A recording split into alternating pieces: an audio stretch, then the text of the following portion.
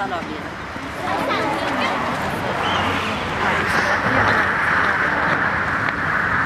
Qaysizlar, yaxshimisizlar? Keldilaringizmi? Rahmat, ketdinglar.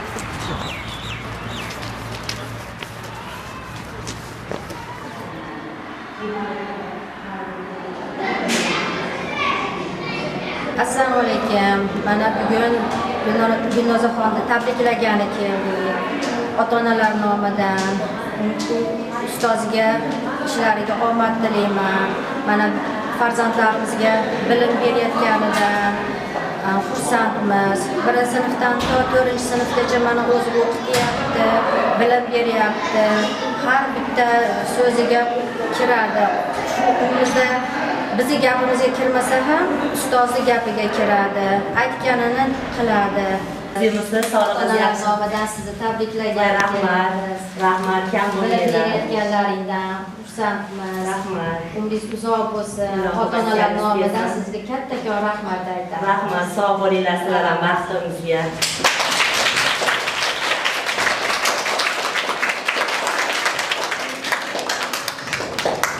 Avvalambor Quva tumanidagi 44-maktabimizga xush kelibsizlar. Meni shogirdim Gulnoza Olimova 2016-yildan boshlab 44-maktabda ish faoliyatini boshlab kelmoqda. Gulnozaxon o'zini bilimli, aqlli hamda mehnatsevarligi, donoligi bilan o'quvchilarni sevimli ustoziga aylandi. Jamoamizda ham Gulnozaxon samimiy, hamma o'qituvchilar bilan muomalasi, mehnatsevarligi bilan ajralib turadi. Gulnozaxon mana o'tgan yili milliy sertifikat sohibasi bo'ldi. Bu shogirdimiz Xudo xolasa mana shu o'quvchilarni vatanimizga munosib farzandlar bo'lishi uchun o'zini jonkuyarligi, fidoligi bilan mana shu o'quvchilarni munosib farzand qilib yetishtiradi deb o'ylayman. Gulnozaxon kelajakda bilimlari bundan ziyoda bo'lsin, ishlab charchamasin, unga bilimiga bilim qo'shilsin, kuch-quvvat bo'lsin. Hamisha mana shunday ishlarida omadlar tilayman. Assalomu alaykum azizlar. Men Sirojiddinova Gulnoza. Quva tumani 44-umumiy o'rta ta'lim maktabining boshlang'ich sinf o'qituvchisiman. 2016-yildan buyon boshlang'ich sinf o'qituvchisi sifatida ishlab kelmoqdaman. Mana hozir bugungi kunda prezidentimiz va yuqori tashkilot vazirlarining bizga berilgan imkoniyatlarini juda ko'p ishlarda ko'rishimiz mumkin. Ayniqsa maktablarga berilgan e'tiborni olishimiz mumkin. Maktablarimiz mana bu yil qaytadan yangi qurildi, yangi binolar topshirildi. Shunday sharoitlar chekka qishloqlarda ham bo'layotganlardan o'qituvchilar juda ham minnatdor.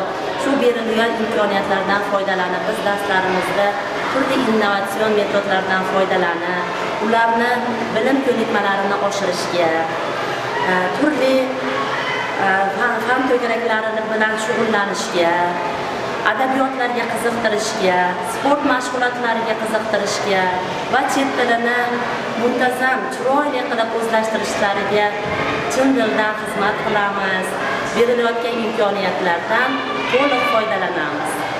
Men o'quv jarayonida o'quvchilarimni kasb-hunarga yo'naltirish bo'yicha ham ishlar olib boraman. Hozir mana ayrim o'quvchilarimni o'zi tanlagan kasblari bo'yicha ijodiy ishlarini namoyish qilishadi. Tikuvchilik kasbini o'rganmoqchiman. Men odamlarning ko'ylaklarini tikib, ularni xursand qilmoqchiman. Men mana shu maktabni yasadim. Men kelajakda arxitektor bo'lmoqchiman. Chiroyli binolar qurib, xalqimizga xizmat qilaman. Men kelajakda shifokor bo'lmoqchiman. Mening dadamning kasbi shifokor. Shifokorlik kasbi menga juda yoqadi. Mana o'pka maketini men yasadim. Bu o'pka maketida insonning tanasida o'pkasi qanday ish ko'rsatilgan. Kitob o'qishdan to'xtash, fikrlashdan to'xtash demakdir. Shuning uchun men bolalarimni kitobsevarlikka qiziqtirishga harakat qilaman. Bo'sh vaqtlarida turli badiiy kitoblarni o'qishga, va mana shu o'qish orqali bilimlarini o'stirishga tavsiya beraman. Men ustozim tavsiyasi bilan To'maris kitobini o'qidim. Bundan tashqari, o'ndan ko'p badiiy kitoblarni o'qidim.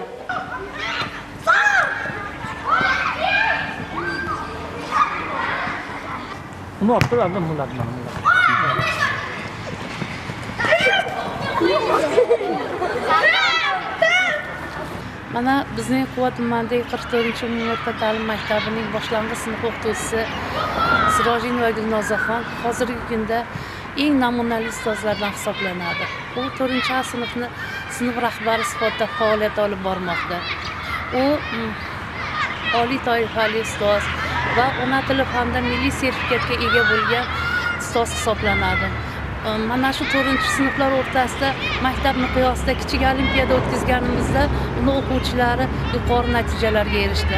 Va ana shu sinfdagi Abdumutal va Zarinaxon 100 ballik sistemada baholanganda 100 ball natijaga erishdi.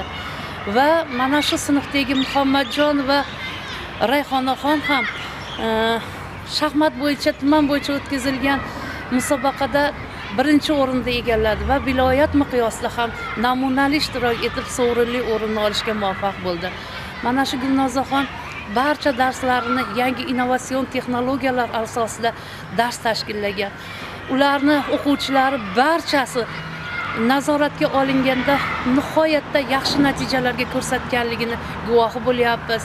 Mana yangi innovatsion texnologiyalar asosida ochiq darslar tashkillab berdi, boshqalarga namuna bo'lmoqda. Maktabimizda barcha o'qituvchilarga nihoyatda yaxshi imkoniyatlar yaratilgan. Mana bu yil mana shu imkoniyatlardan juda o'qituvchilarimiz ko'p samarali foydalanmoqdalar va bolalarning bilimga bo'lgan intilishlari nihoyatda yaxshi bo'lmoqda.